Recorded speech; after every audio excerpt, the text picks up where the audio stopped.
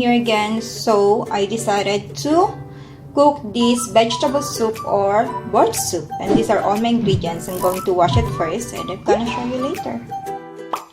So what I've got here is carrots, celery, cabbage, potato, tomato, white onion, and also beef.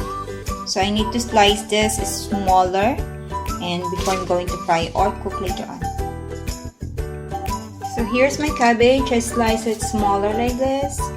And now I'm going to slice the other vegetable. And here is my celery and also carrots. And these are all my ingredients already finished to slice. Now I'm going to fry, which I am also using this kind of beef. And yeah, so I also need beef bouillon, pepper, oil, salt. So that's all my ingredients, guys. Let's start to cook. So here in my casserole, I add a little bit of oil. Now I'm going to fry my onion.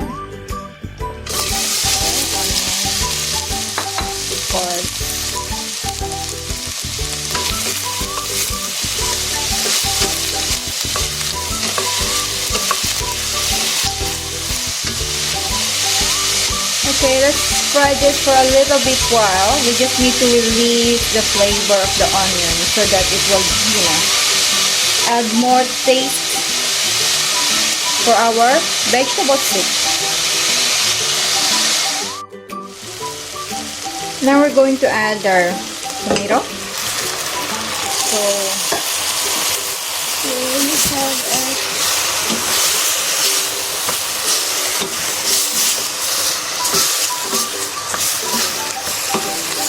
this will take about like 5 minutes, and then let's cover so that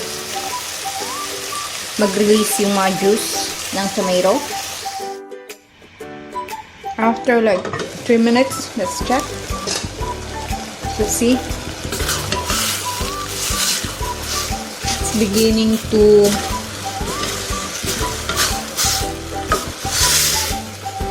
look at that.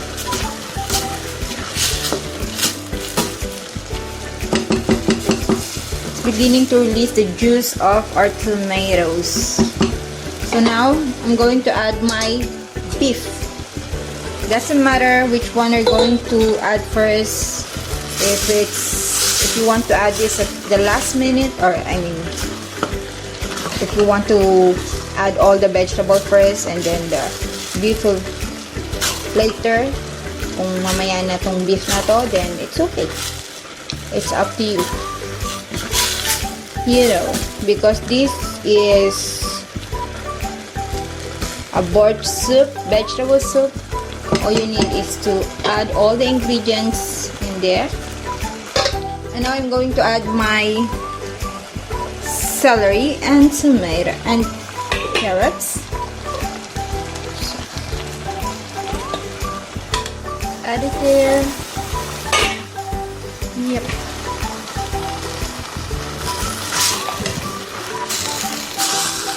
I want to stir fry a little bit before I'm adding the boiling water. So, yun. Igisa muna natin bago natin lagyan ng mainit na tubig. Para naman nang sa ganon, sumarap muna siya. Okay? So that it will become more tastier. So, let's cover for a few minutes and then let's add the boiling water. I wanna also add the bay leaf and also chili since I want spicy. But of course, you can skip adding this both, or you can just add the bay leaf if you want to. So, a little bit more of spiciness into my board soup, it's okay. Now this cabbage and also potato, I'm going to add it a little bit last. It's because I don't want to be too soggy. So, it could be later, a little bit later. So, now I'm going to add the boiling water. So, lagyan na natin ng mainit na tubig. Okay, for the boiling water, of course, it will reach until the Yeah, it's until like that. Okay, so now let's boil this first, and later on I'm going to do something for this vegetable soup. So I just need to boil, and then I'm going to add my 2 other ingredients and also the seasoning. And after that, I'm going to use the pressure cooker to cook this so that it will become more softer and quicker.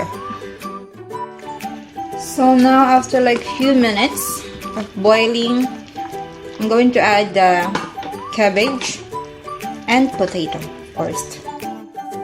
So there's my cabbage. So let's just press down a little bit. Now, if you have a big casserole, then you can, it's much better if you're using the big casserole, bigger than this, or maybe you can just adjust your ingredients. Syempre, pagka may malaking kaldero kayo, it's better, di ba? Or maybe bawasan nyo yung vegetables ninyo. But, after this vegetable will cook, then it will reduce. Hindi na ganito karami, of course. So, as of now, medyo, it seems that it's too much, but later on, it's actually just enough and right amount for my casserole. So, tama lang siya dito sa aking kaldero, okay? So, ganun lang yun. So, now, I'm going to add the seasoning. Yes, let's add the seasoning, guys. First, I'm going to add my beef bouillon. Okay. So, if you don't like to add the beef bouillon, it means that your vegetable soup is not that very tasty. Not a lot of flavor of beef, or otherwise you can use the beef knuckle, which I don't like because it's too greasy, kind of. And I'd rather want to use the meats only, not the bone. But bone is, of course, it's much tastier.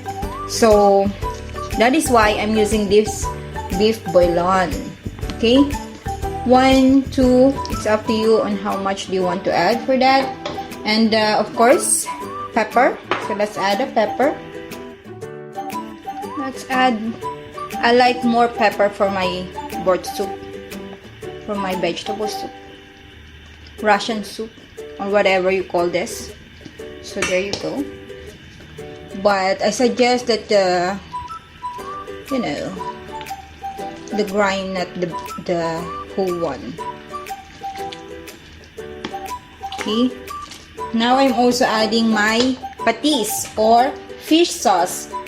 So if you don't like to use fish sauce, which I like, you can use the salt, but I like fish sauce because it gives a little bit of flavor into my, any dish that I cook.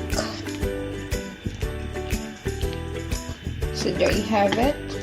And let's try to taste this later on after it boils. And after that, I'm going to use the pressure cooker as what I told you lately. So, gagamit po tayo ng pressure cooker para mas mabilis siya at mas malambot yung outcome niya. So, there you are. There you are. So, there you have it, guys. And now, I'm going to add the ketchup. But if you have a tomato paste, you can add the tomato paste, or if you don't like to add this both, then it's okay.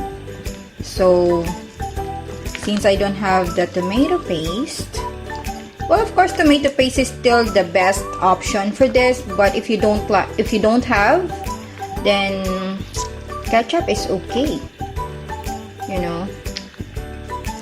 So make sure that you just keep on adding the spices.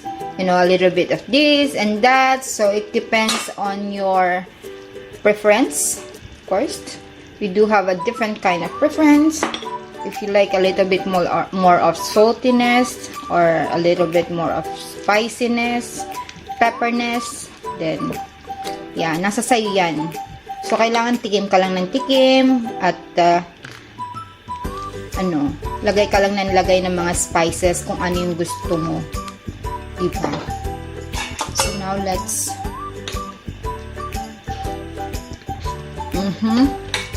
and by the way guys, I also add another one of beef bouillon. So I add 2 for this because I want it to be more tasty.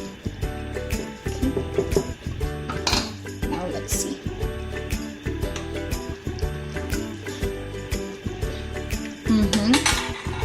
Now I need a little bit more of salt. Since I think I have enough of those fish sauce, just to make it balanced, guys. Okay. And this is a board soup or vegetable soup, so it's only okay to have more soup. Okay. So this is not a kind of dish without soup, because this is a soup. Let's add a little bit more of tomato ketchup. Okay. This is there you have it. And now let me prepare my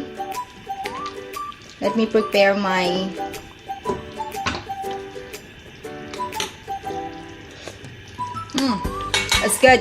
Now let me prepare my pressure cooker. So this is my pressure cooker, guys, and I'm going to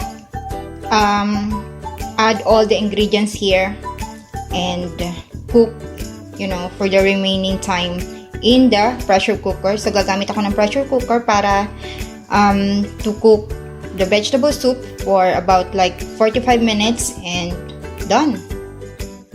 So there you have it. Now I'm going to close.